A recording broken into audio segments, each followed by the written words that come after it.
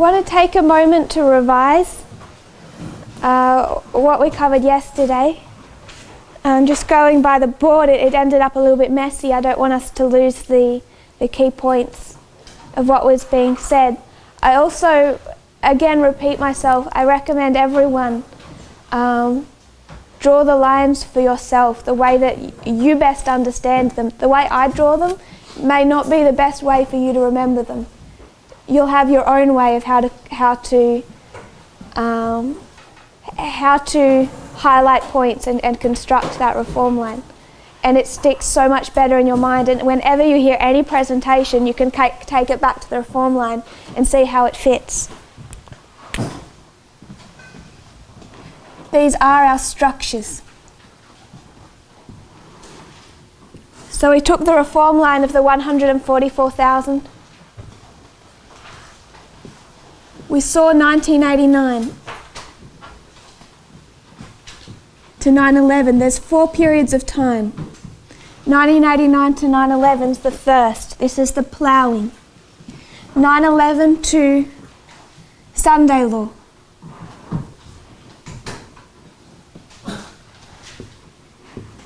Is the early rain. Sunday law to Daniel 12:1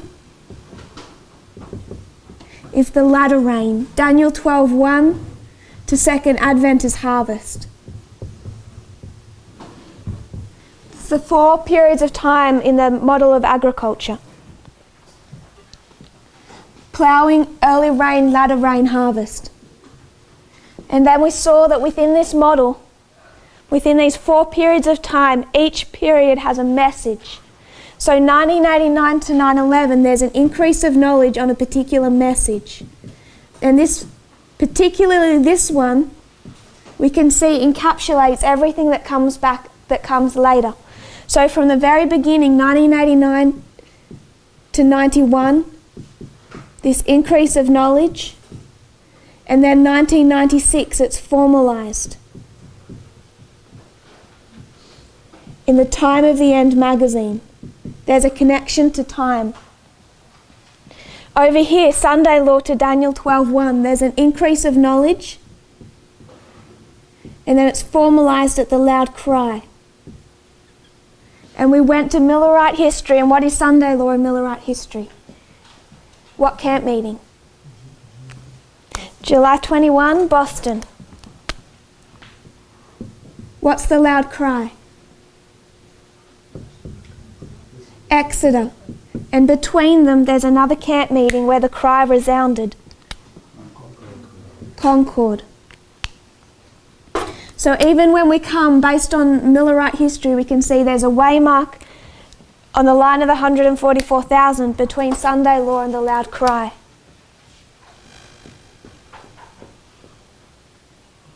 And then we begin to see that this pattern is the same. That 1989 to 9/11 has the same structural pattern as Sunday law to close of probation. And you can see that in Millerite history, 1798, 1818, 1833, 1840. They have the same pattern, and when you come down here and they have that message of Samuel Snow, it's July 21 at Boston, then August 1 at Concord, August 15 at Exeter, and then October 22. It's a repeating pattern. So I know that 1996 isn't the midnight cry or the loud cry, but it still carries with it certain characteristics.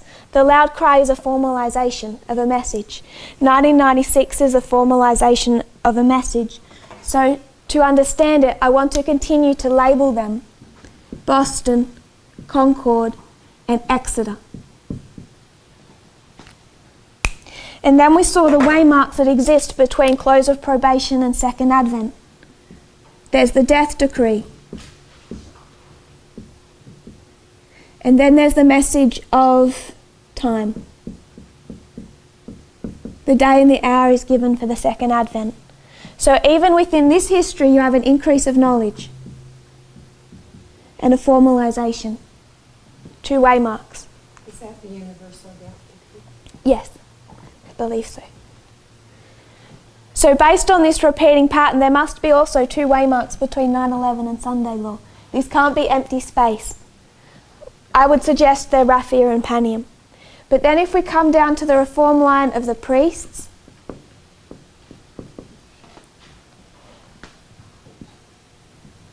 we repeated this. 1989 to 9/11 is the same. We're the only group that has the experience of the 144,000. That should tell us something. We had this increase of knowledge and formalization.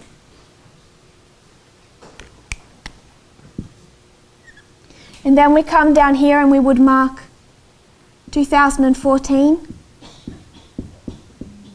as the Sunday law. And therefore, if it's Sunday law, there must be this is Boston, there must be a Concord and an Exeter before our close of probation.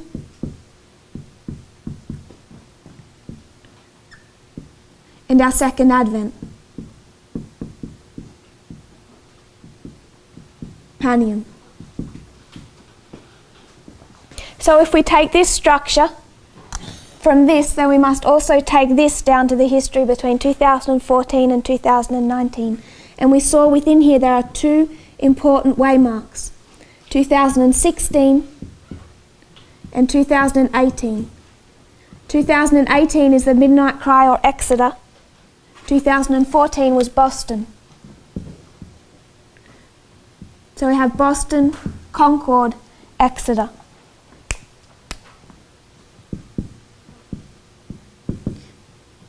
October 22. Is that supposed to be 1951?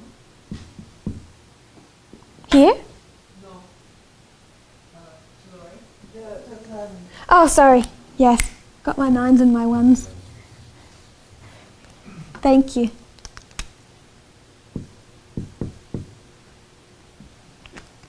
And this history is repeated here. And we're already saying without this logic there's a waymark between 2019 and Panium.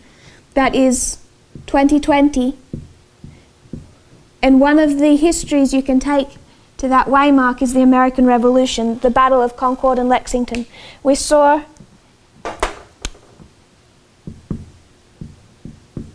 in 2016 that you can mark Concord from both streams of information, from disinformation, from both the King of the North and the King of the South. That they're both, not only they're in Concord at the very first battle that we see on our reform line, other than 1989, the first battle involving Donald Trump and Vladimir Putin, they're in Concord. And then you can also see that both of the mechanisms they use have a connection to Concord, whether it's the Concordia Summit with Donald Trump or Concord Management and Consulting for Vladimir Putin. But we took this as a repeating history. We've had an increase of knowledge on a particular subject. And we also placed that between 9/11 and 2014 there had to be a message, a testing message. And I suggested, without going into the external events of this history, which we will do, that is internally the message of the 2520. 9/11, it's unsealed. 2009, there's a series of presentations done called the 2520 Revealed. That's the most comprehensive explanation of the 2520 yet done in the movement. And I believe Elder Jeff refers to that even today quite regularly as the premier source for understanding the 2520. That was Elder Parminder. He lays out the 2520 in 2009, but it hasn't reached its full swelling until the 2520 has been broken down into the 126 and the 151 that is time setting. The 2520 itself is part of that message, but what it gives us is time. And it gives us that message of time in 2012. So the formalization of the message, 1996, is the Time of the End magazine. 2012 is time setting. 2018, November 9, is time. It's a characteristic. If we take this waymark down to this waymark, it's time. It's the characteristic of Exeter. But time setting itself is not a test for this dispensation. The test for this dispensation is different. The fact that we were able to accept time setting so easily here is because it was no longer our test. It had already been introduced, we'd already failed it, we were given an opportunity to resit it.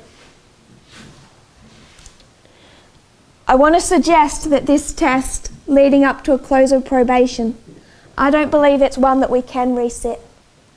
I think it's different. This one we had time to resit. We had time to settle into it. This one we're coming up to a shut door.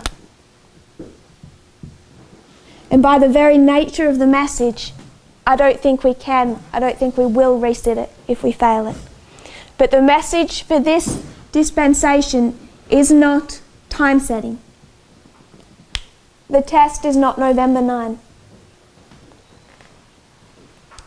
So every single dispensation, ploughing, early rain, latter rain, harvest, has this characteristic of a swelling.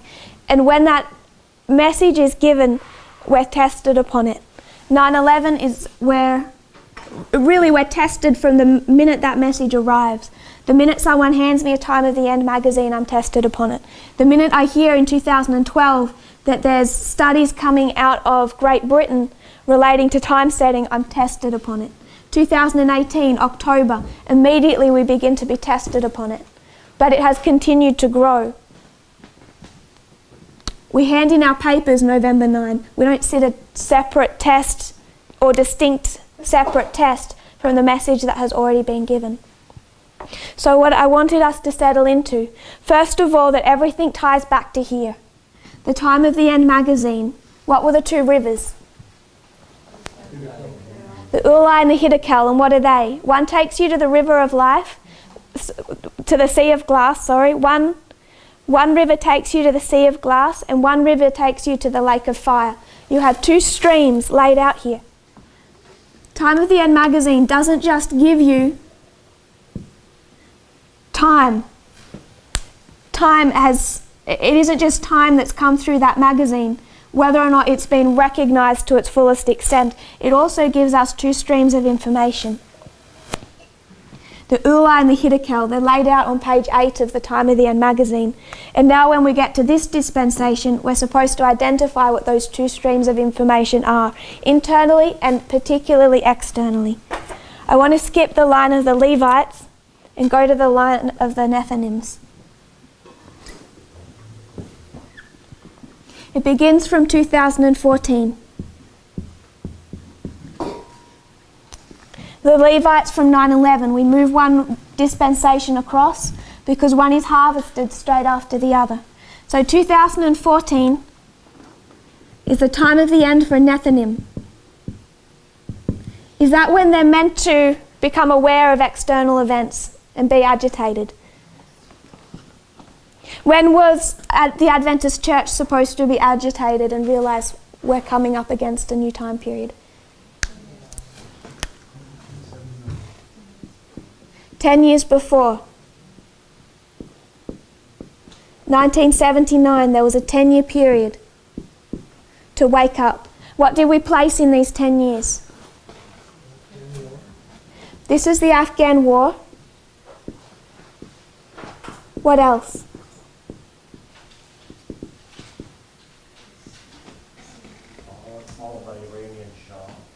So we have a revolution in Iran in 1979. A new dictator takes power. How long does he reign for? 10 years. 1979 is the Iranian Revolution. He takes over. His fundamental Islamic, he's like even today is revered as their father. He dies in 1989. It's a 10-year history. If we want to talk about church and state, 10-year history, what do we place in here? The moral majority and Jerry Falwell. The very first work they do is to cause the election of what president? Ronald Reagan and then George Bush. First Reagan and then George Bush. Both those presidents are greatly helped into power through the work of the moral majority. Jerry Falwell forms this organisation in 1979, dissolves it in 1989. And why did he form this organisation? What are they fighting against? What's happening externally that makes them form this organisation? The removal of religion in the United States from all kinds of different things like schools. The removal of religion from schools, Roe versus Wade, that's what they like to talk about. If you actually went into that history and saw what was happening that really mobilised them, what upset them and caused them to come back in and try and take over the government was the fact they had Christian schools and the government was forcing them to desegregate. It's actually the fundamental underlying racism that runs through the Christian right. They can't talk about that now, but that's what mobilised them in 1979. It's feminism and desegregation. I just want us to see from the very beginning, 1979, the issues are racism and sexism. The desegregation of their schools, where they were threatened with no longer being tax exempt unless they desegregated, caused them to come together and to decide it was time to take back control of the government. And they began to do that with the moral majority. Their first success was Ronald Reagan. Their second was George Bush. And by the time they had those two in, our subsequent history is inevitable. The work is done. Those two led about to Donald Trump and Sunday law. It sparks everything. But I want us to see from the very beginning what the issues were. We're going to go through that in more detail. So the Nethinims, from 2014, this isn't when they're meant to be agitated. They're meant to be agitated 10 years before in 2004. And we're going to go into that history and what they were meant to see. This is an important waymark on our reform line. 2014 to 2019. Is there increase of knowledge and a formalisation? 2016 and 2018. Every waymark that impacts from 2014 impacts every group of people, priest, Levite and Nethinim. I think we miss so much and we're at a danger of misunderstanding if we don't also see how it impacts them. So if we see 2016 just as a message in Daniel 11 and we don't also see the issues in the United States externally, we start to make mistakes. So when you come to their reform line, they have an increase of knowledge and a formalisation. They're meant to understand the difference between truth and error based on what? Based on whether or not they want the ulai or the hiddekel. You're right to say conspiracy theories, but they have two to choose from, truth and error. And when do you see those two streams formalised?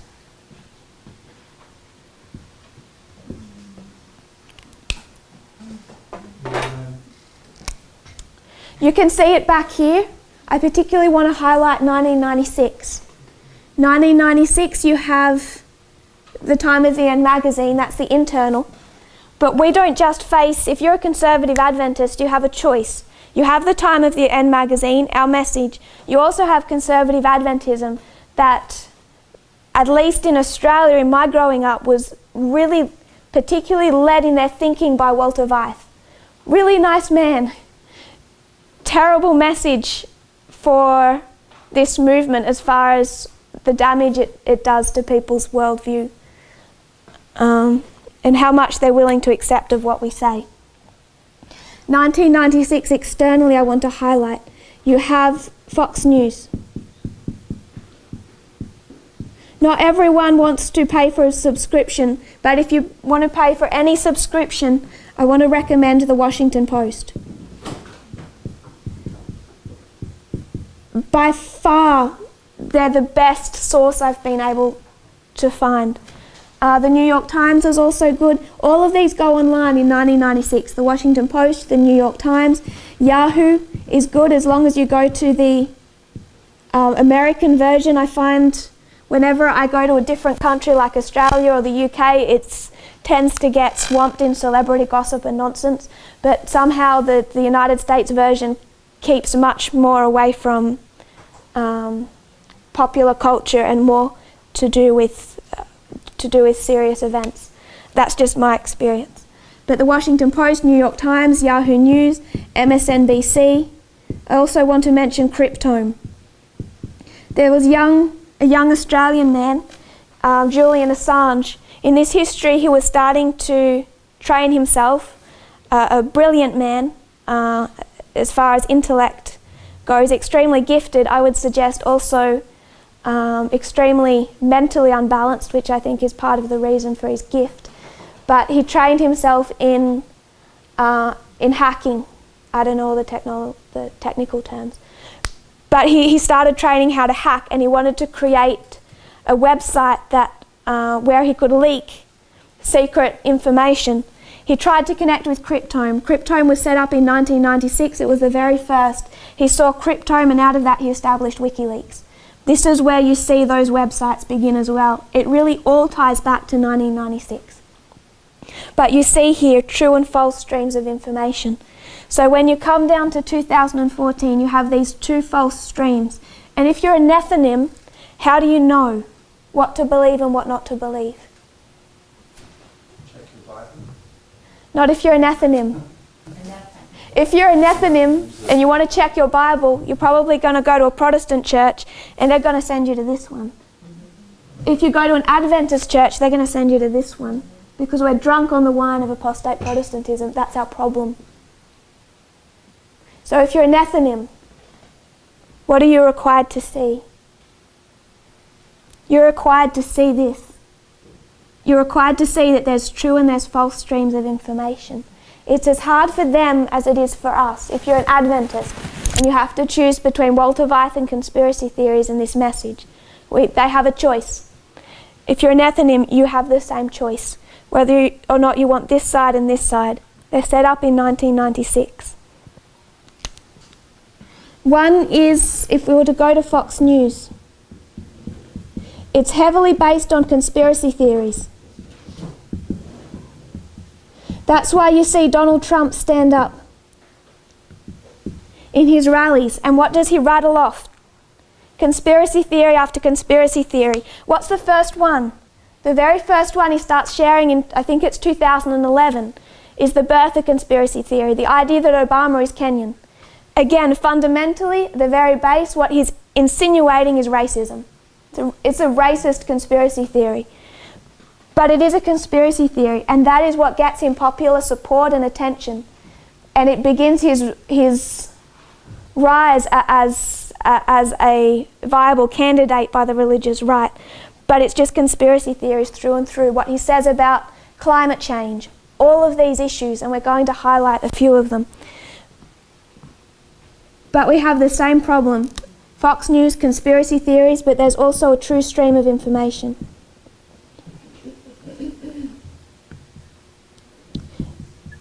We began to consider the work of the Nethinims. They're ploughed 2014 to 2019. Then their early reign 2019 to Panium. Their latter reign Panium to Sunday law. Their harvest Sunday law to close of probation. Daniel 12:1.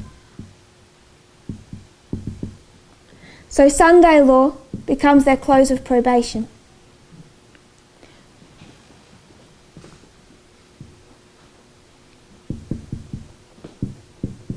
If we were to take it back to the line of the priests, can you reject the increase of knowledge and the formalization that have any hope in this history?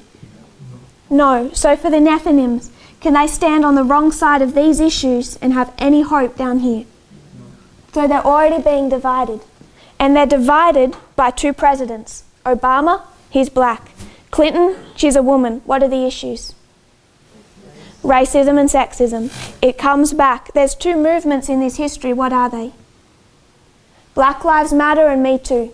It keeps coming back to the same two issues that run through externally and they run through internally.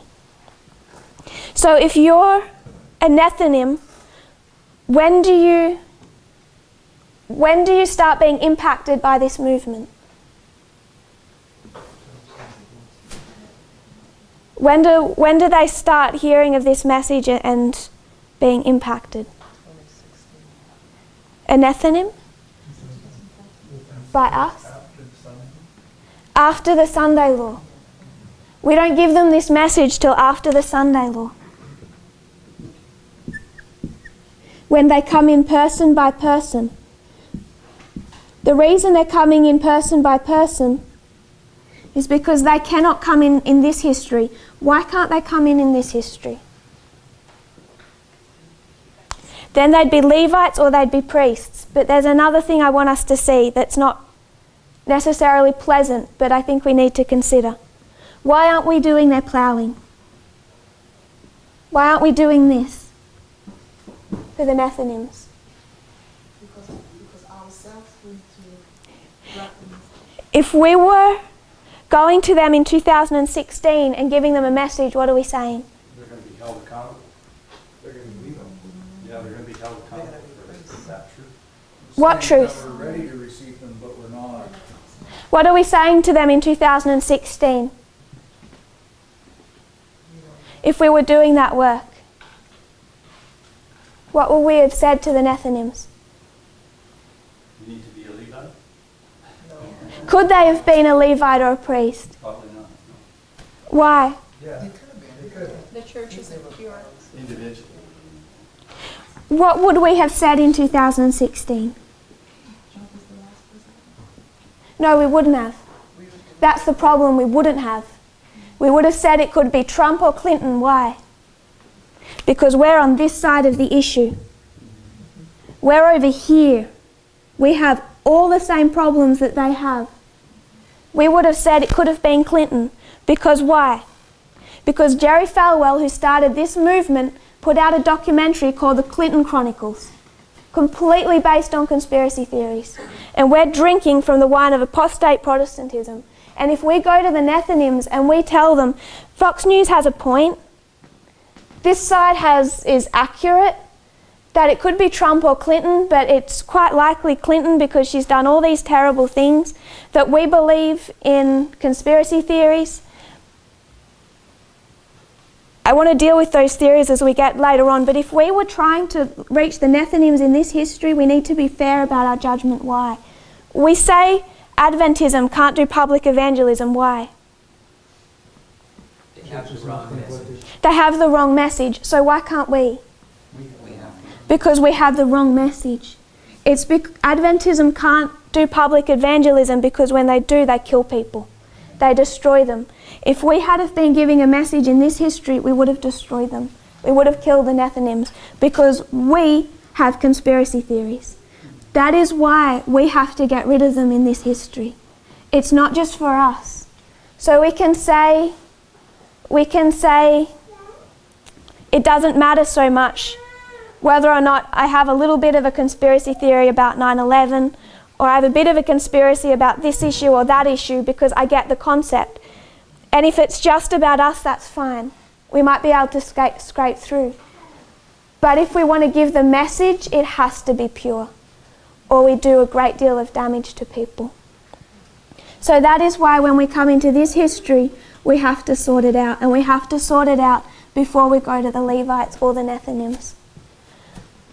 I want to take us back to that quote that we read. We went to a quote. It's the disciples at Pentecost.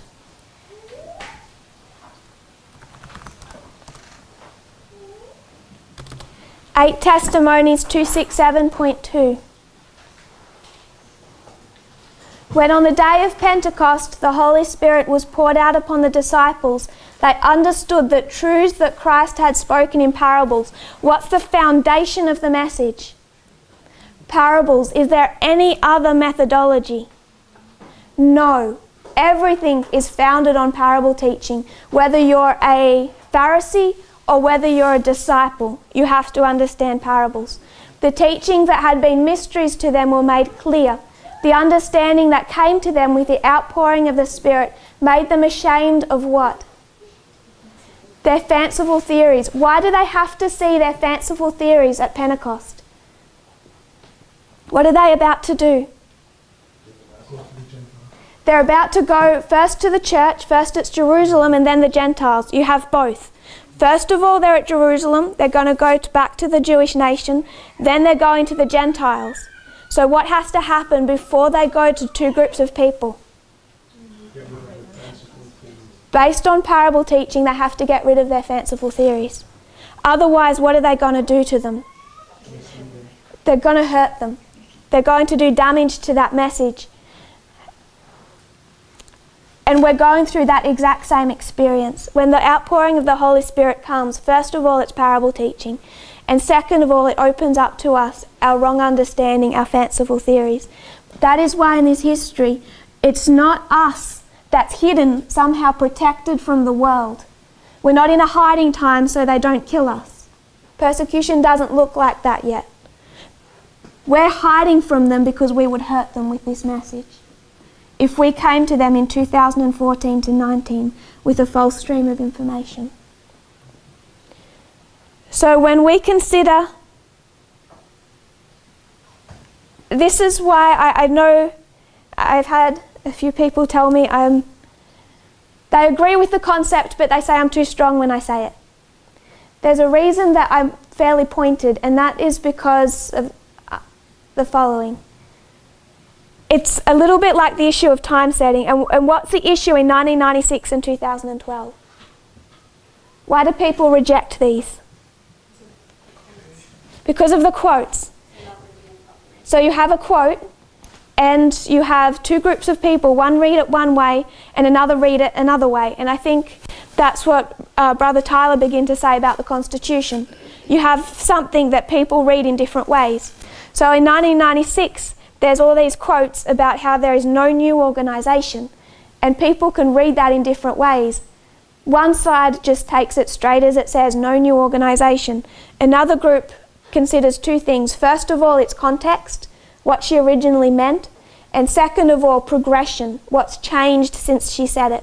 The same thing in 2012, all the quotes against time setting. One group just takes them as they are and says there is never again a message hung on time. Another considers what she meant when she said it, what issues she was facing, and also the issues of progression, whether or not we're in a different history and things change. And it becomes a similar issue down in this history as well. When I say that we should go back to 2012, it's an experience I want to have as well as everyone else. I don't mean to just pick on people and say they need to go back and repent. I'm saying to myself as well, and I've thought about this, I want to go back to 2012, put myself there, erase everything else I know about what I've learnt since then and think, would I have accepted the logic that was presented? Because if I wouldn't have, I'm still reading wrong. We're treating the symptom and not the cause of the rejection. And it's the same thing here. People can say, I get it. We can't believe in conspiracy theories, can't believe in Fox News, have to agree with the true stream of information. But there's an underlying issue. If it's 1996 and I start listening to Fox News, I'll say it in a different way. We're all good health reformers. If I start eating junk food and I eat junk food every evening for 23 years, what condition am I in? I'm sick. There's damage, physical damage. I'm not well. If you come to me and you say, that diet is going to kill you, and I say, okay, I accept it. I accept that diet is going to kill me. Is that enough? I am not well still. Accepting this stream of information is wrong is only the very beginning of that journey. Why? Because it's come and formed our entire worldview. You eat junk food for 23 years, it forms the entirety, every cell of your body. And if you take in conspiracy theories and the wrong stream of information for 23 years, it forms your whole worldview. And accepting that that's wrong isn't enough. You can come to me and you can say this will kill you. Let's say it's something that's deep fried. I'll just say fries. A diet entirely of fries, it's going to kill you. You should be eating broccoli. and I say, okay, I accept that's bad for my health, I'm no longer going to eat it. But it's a process of time, and that's where it gets difficult, because that is an individual work. No one believes they have conspiracy theories. No one believes that their theories aren't founded in something. It becomes an individual work to see what we individually have that is a conspiracy theory. And I can assure you, if it comes from this stream of information, and if Trump is sharing that conspiracy theory at his campaign rallies, you're already in dangerous water. Just accepting that this is bad for you isn't enough when we've been ingesting it so long.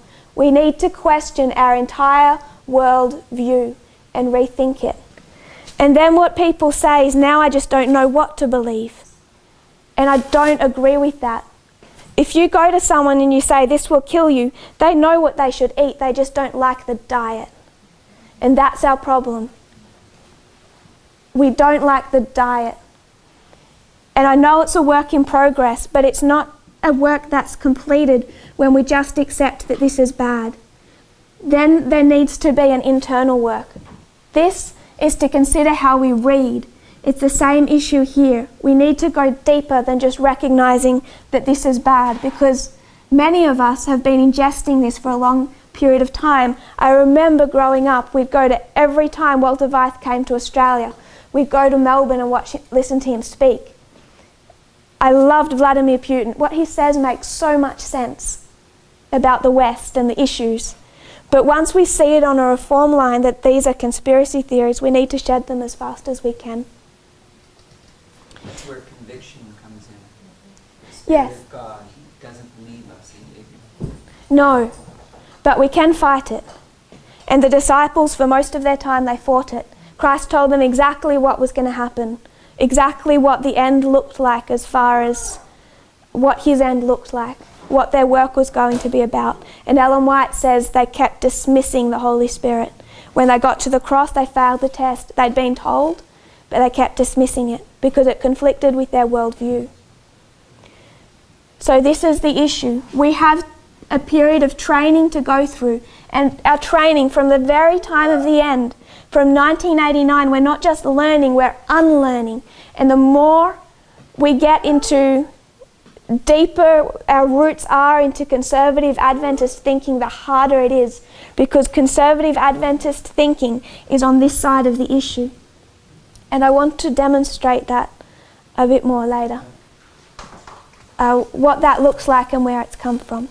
So there's a couple of things I just wanted to remind us of. This 10-year history, because we're going to speak about 2004 and how that relates to their line. That everything ties back to the time of the end. 1989 to 91, you have a 2-year history here. And just like this 10-year history starts tying together all these different concepts, so does 1989 to 91. It also starts connecting so much in this history. World Wide Web, for example, fall of the Soviet Union, all of those things. I wanted us to consider why we are not yet doing a work of public evangelism and what needs to change before we do.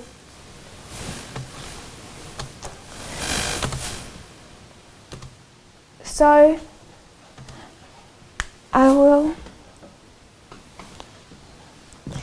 we'll go on to our study of Acts 27. The other subject was Panium. We have these main events: 1989, 9/11, 14, 19, Panium, Sunday Law, close of probation, Second Advent. Those are our key waymarks. But between them we have like 2 smaller ones that are really the Concord and the Exeter. The Midnight Cry is also always one of these 2 smaller ones. It's always in between our 2 major bookends, you could say. So just based on this logic, you know that Panium is not a midnight cry on any one of our reform lines. It can't be. So we want to consider what makes Panium a midnight cry.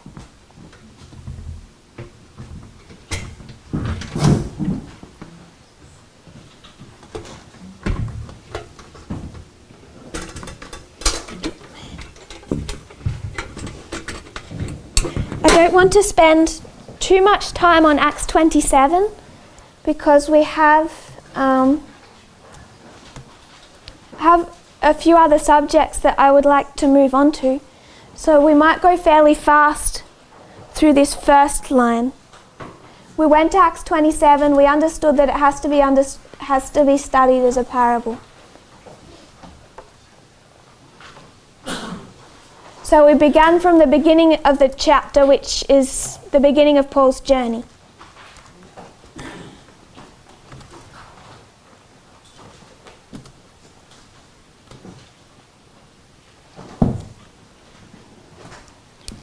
It's the ship of Adramyttium, and Adramyttium means to abide in death.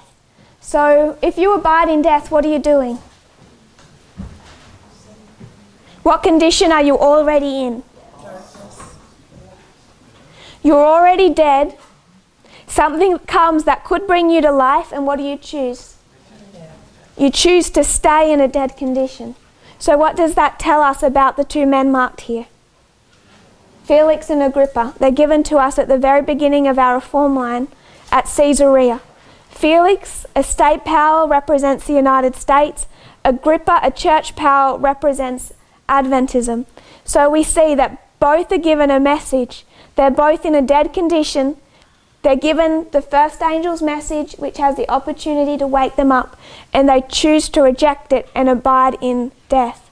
So our reform line from here on in is really just a story of the United States and Adventism from 1989. We begin it at Caesarea. Caesarea means to be severed. And we took that back to the story of the Stone Kingdom and the beginning of its cutting out. We didn't really discuss Agrippa, so I just want to spend a moment on that. We would find his story if we went to Acts 25:22.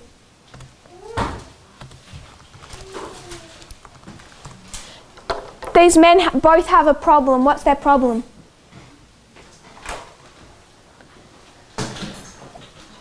Yes? They heard, but they didn't take the message. Yes. They wouldn't take that conviction step.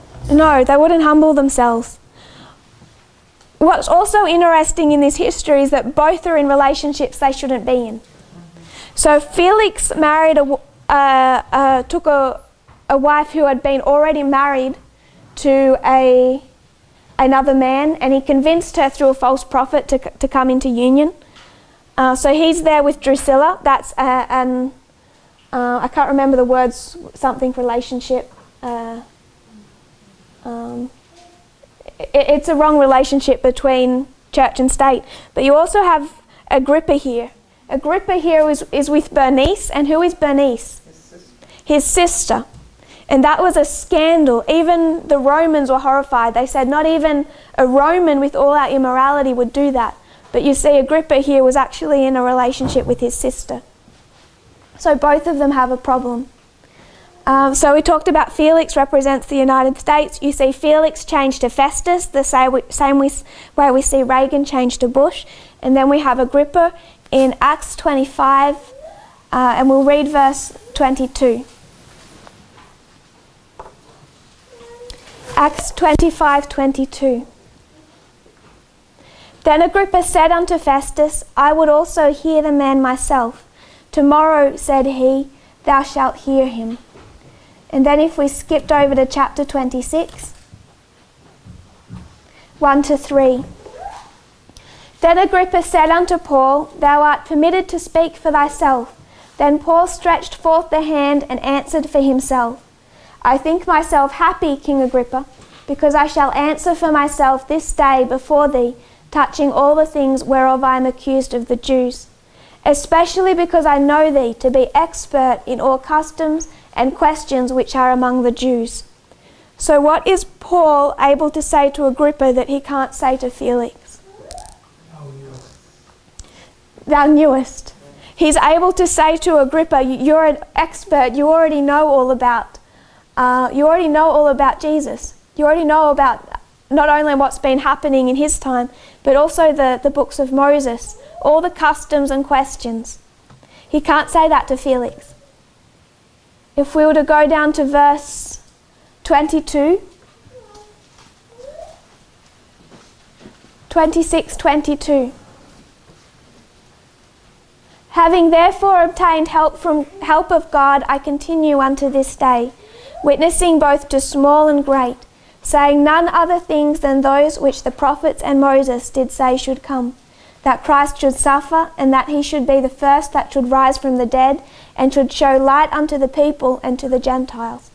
And as he thus spake for himself, Festus said with a loud voice, Paul, thou art beside thyself, much learning doth make thee mad. But he said, I am not mad, most noble Festus, but speak forth the words of truth and soberness. For the king knoweth of these things, before whom also I speak freely. For I am persuaded that none of these things are hidden from him, for this thing was not done in a corner. King Agrippa, believest thou the prophets? I know that thou believest. What else can he say to Agrippa that he can't say to Felix? Everything that's happened for the last years with the birth and work of Jesus, the cross, all of those events, Pentecost, he can speak them freely to Agrippa because Agrippa already knows about them. He's already familiar with the Jewish system. He's a Jew himself. Agrippa was part of the triumvirate. He was one of 3 men that ran the temple, chose the high priest. He's a leader of the church.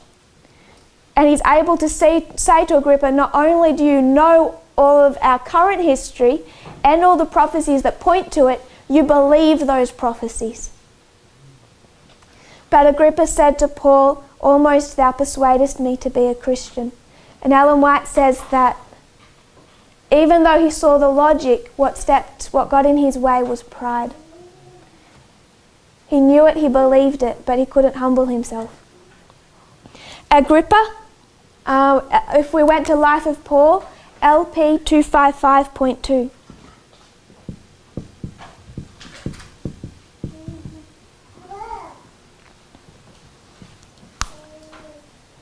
She says, did the mind of Agrippa at these words revert to the past history of his family and their fruitless efforts against him whom Paul was preaching? Did he think of his great-grandfather Herod and the massacre of innocent children of Bethlehem, of his great-uncle Antipas and the murder of John the Baptist, of his own father Agrippa I and the martyrdom of the Apostle James?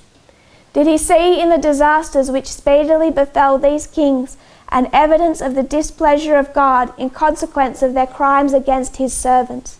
Did the pomp and display of that day remind Agrippa of the time when his own father, a monarch more powerful than he, stood in that same city attired in glittering robes while the people shouted that he was a god? Had he forgotten how, even before the admiring shouts had died away, vengeance swift and terrible had befallen the vainglorious king? Something of all this flitted across Agrippa's memory, but his vanity was flattered by the brilliant scene before him, and pride and self-importance banished all nobler thoughts. So she questions what went through Agrippa's mind when he's given this message. And how many generations does she speak of? 4. First of all, his great-grandfather Herod, then his great-uncle Antipas, then his own father Agrippa I. His great-grandfather Herod killed the children of Bethlehem. His great-uncle Antipas, John the Baptist. Agrippa I, his father, the Apostle James. So Agrippa is what generation? He represents the 4th generation.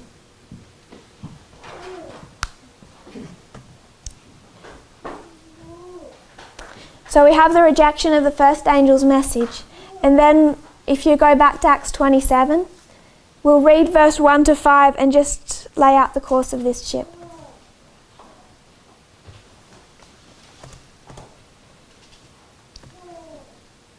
Verses 1 to 5.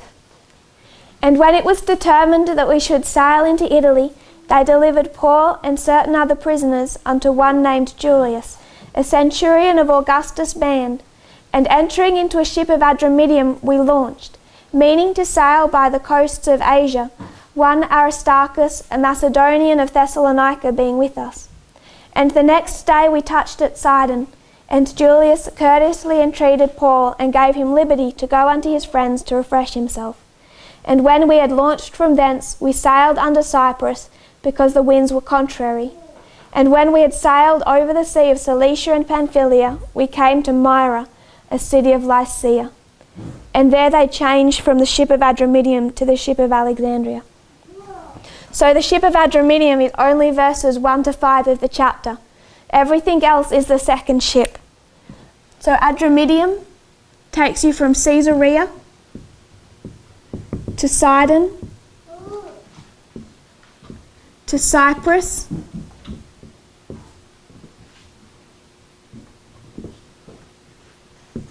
to Myra, a city of Lycia. Sidon, there's a refreshing. What's a refreshing? Rain. And when does the rain begin on our reform line? 9/11. We won't go through them for time, but I'll give you the quotes. I want us to see Sidon as it's represented. If you were to go to Genesis 10:15, we will quickly turn there. Genesis 10:15.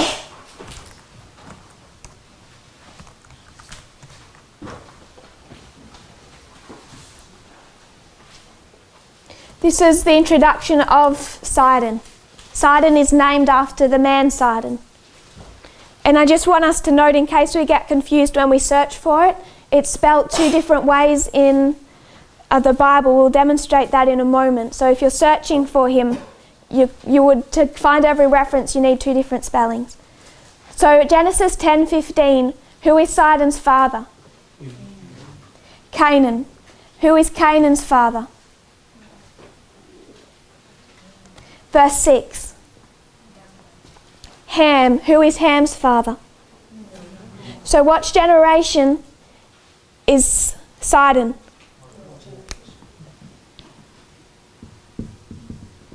While we're here, we'll do the next one.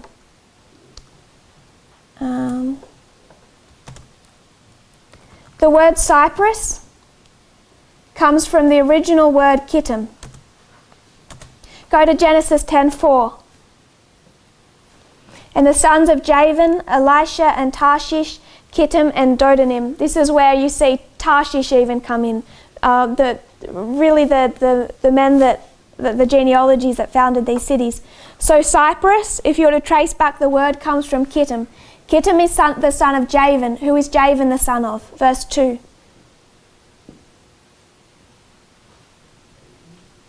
Who is Javan the son of? Japheth. And who is Japheth the son of? Noah. What generation is Kittim? Fourth. We have the fourth generation repetitively marked. So I'll just give you, for your own research into Sidon, if you would turn to 1 Chronicles 1:13. I'll put it up here.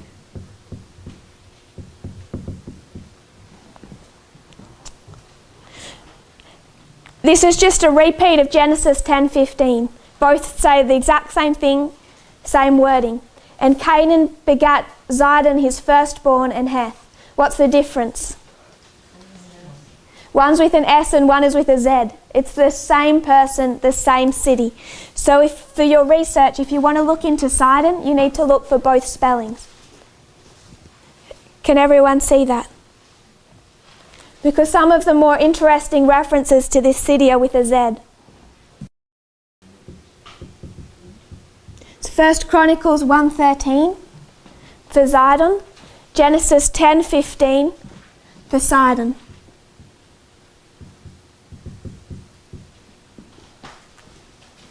It's the same thing where we find that the spelling of the two different mountains. One with an S, one with a Z, but it's the same person. And it's the fourth generation. So I don't want to go through all the quotes, but I'll just reference them for you. Jeremiah 25:22.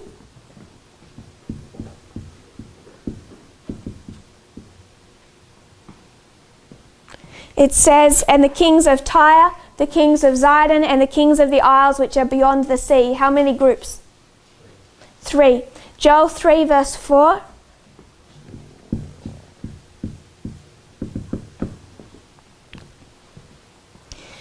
"Yea, and what have ye to do with me, O Tyre and Zidon and all the coasts of Palestine?" How many groups?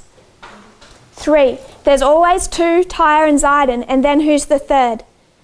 It's a conglomerate. You have the kings of the isles or the coasts of Palestine. If you were to, I'll just give you, it's 2 chapters, Ezekiel 28 and 29. If you were to read those chapters, Ezekiel 28 is a judgment on Tyre. Ezekiel 29 is a judgment on Egypt. And in Ezekiel 28, it describes this power of Tyre. How does it describe Tyre?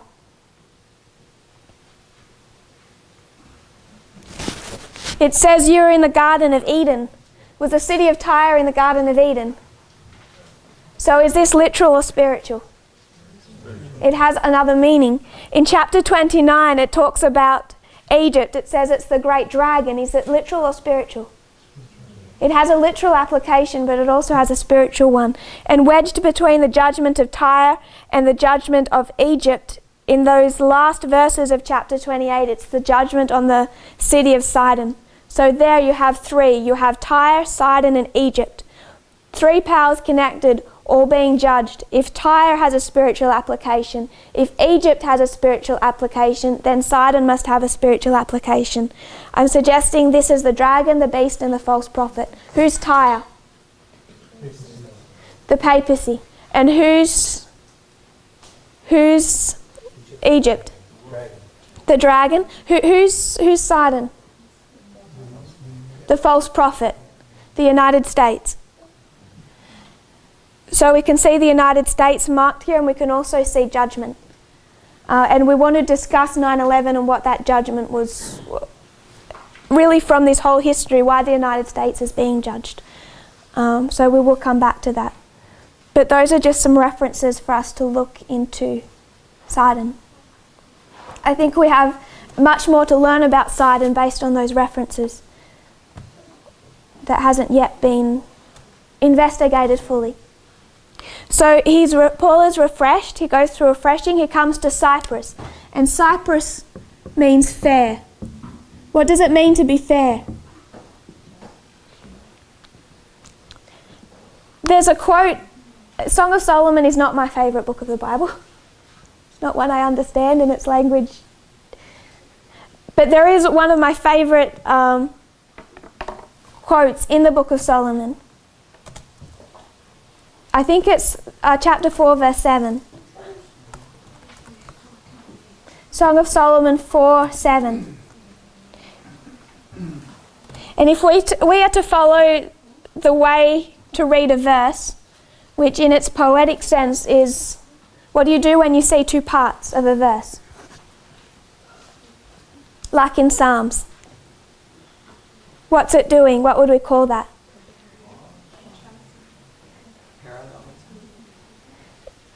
They're all kind of different ways of phrasing the same concept, which you have. I want to say a repeat and enlarge. So first of all, it's going to say something, and then it's going to repeat it in different words to explain what it initially said. So what does it mean to be fair? It says you are all fair, my love, and then it defines what it means to be fair. No spot. There's no spot. Where? In you, on you? In. There's no spot in you. That's why I like this verse. It's not external. To be fair means there's no spot in you. If we were to go to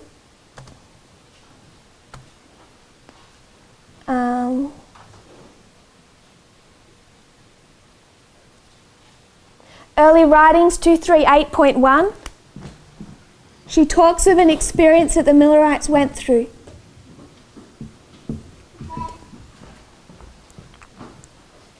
It's near the close of the second angel's message.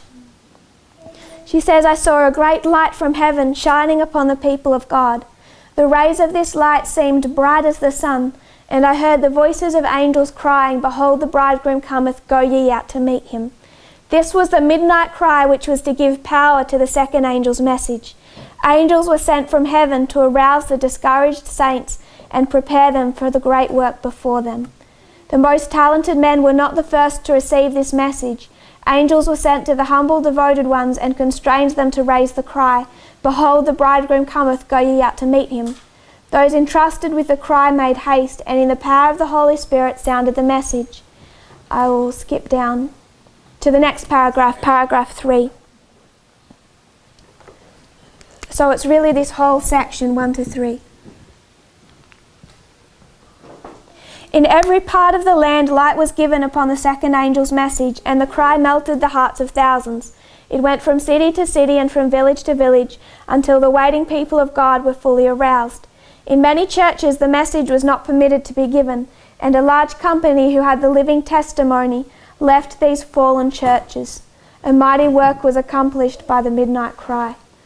So she describes the people in this time period. What do they have?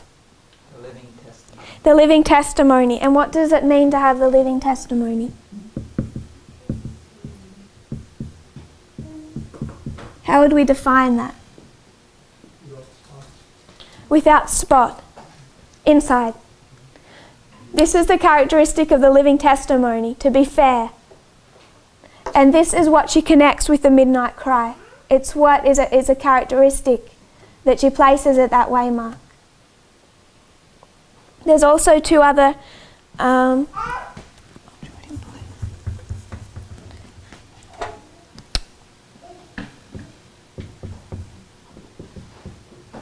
there's also one other characteristic as well. We're talking about Cyprus. What was the problem with Cyprus in the book of Acts? It gave them so much trouble because two men came from Cyprus that both impacted the work. One was Elymas and one was Simon Magus. Elymas, is he external or internal to the early church movement? External. Simon Magus, is he external or internal? A baptized member of the early church movement. And what does Ellen White say is a characteristic, in the book of Acts, what is a characteristic of Simon Magus?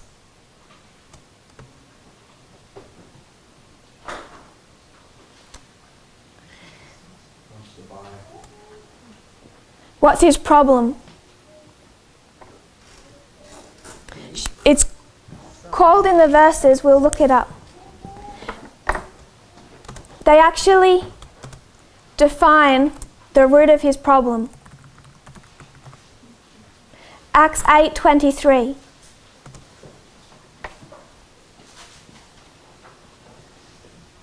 Acts 8:23.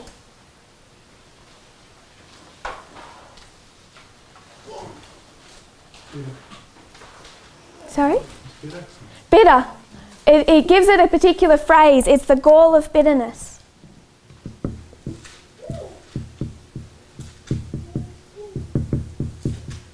They say that he's in the gall of bitterness. What does it mean to be in the gall of bitterness? First of all, gall is green, which I think gives us a clue. But Ellen White most gives us a description of what this looks like. Exactly. It's a letter,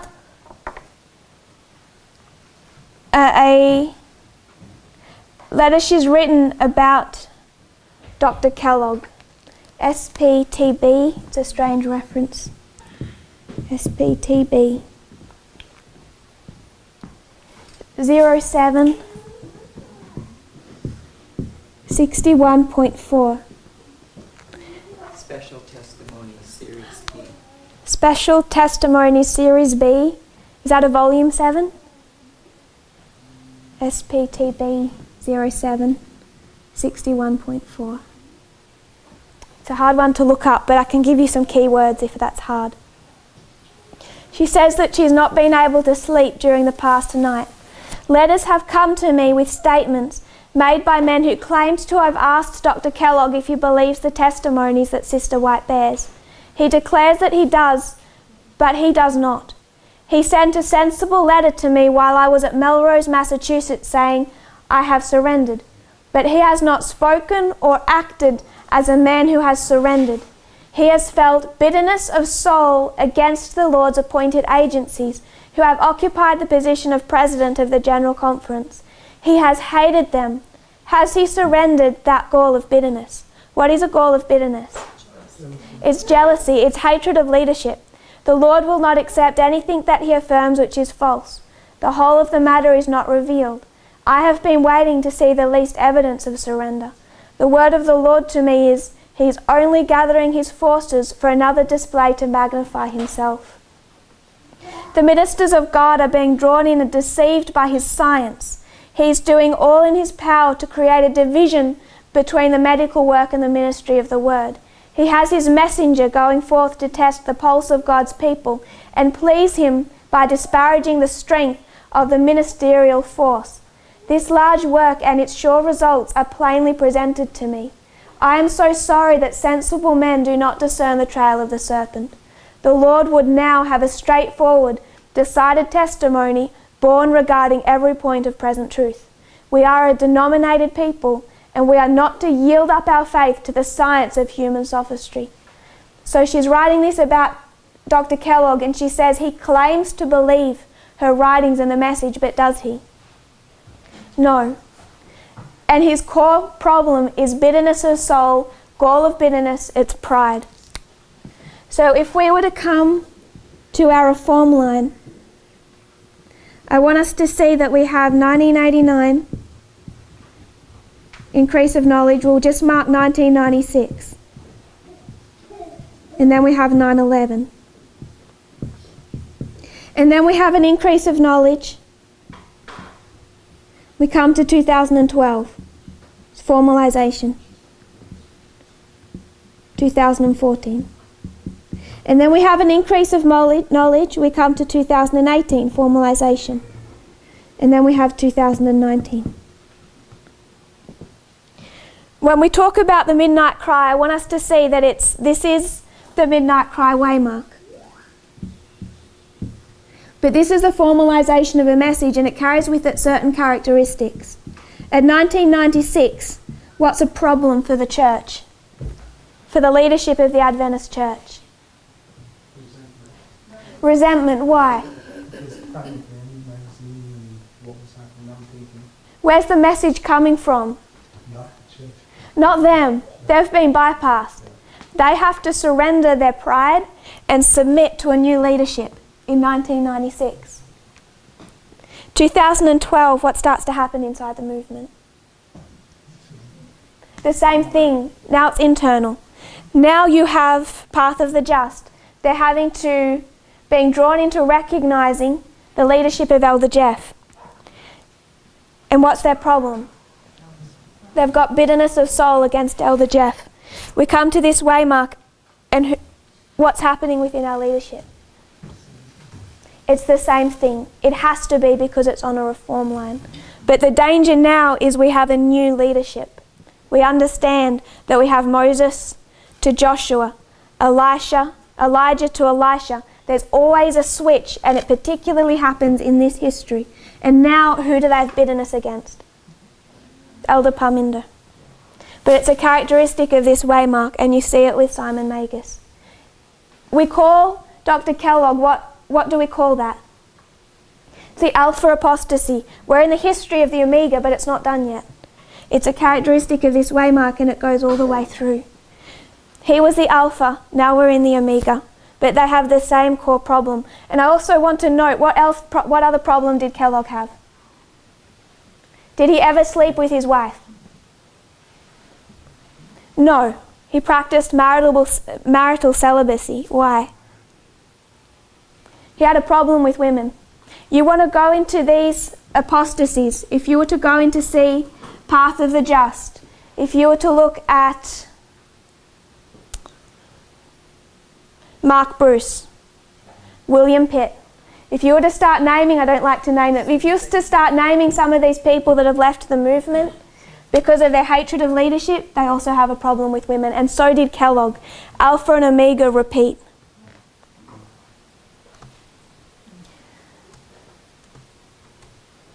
So we leave Cyprus.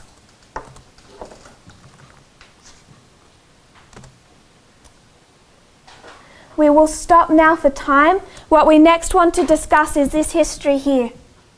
This is the Sea of Cilicia and Pamphylia.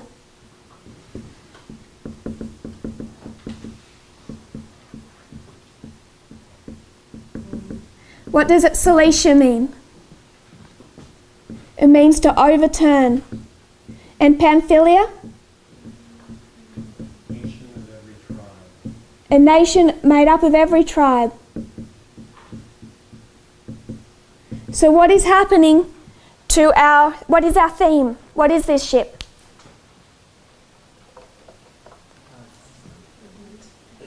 It's the United States and Adventism. So if this ship is the United States and Adventism, what's happening to it between Cyprus and Myra? What happens between Panium and the Sunday law? And I know this is going to perhaps trip for the start if you haven't already followed these studies. I am marking Midnight Cry Sunday law. I just told you we can't do that. We're going to explain why we can. Particularly if I prefer to call that Panium. What happens to the United States and Adventism between Panium and Sunday law? They collapse. Both come to their end. The United States is overturned, the end of the 6th kingdom, and the beginning of the 7th. Same for Adventism. Between Panium and Sunday law, the Levites are coming in. By Sunday law, the last Levite has joined. There's nothing left of their church structure. They've been completely overthrown. So when we come back, we want to discuss what this looks like. What Panium to Sunday law looks like. If you kneel with me, we'll close in prayer and have a break.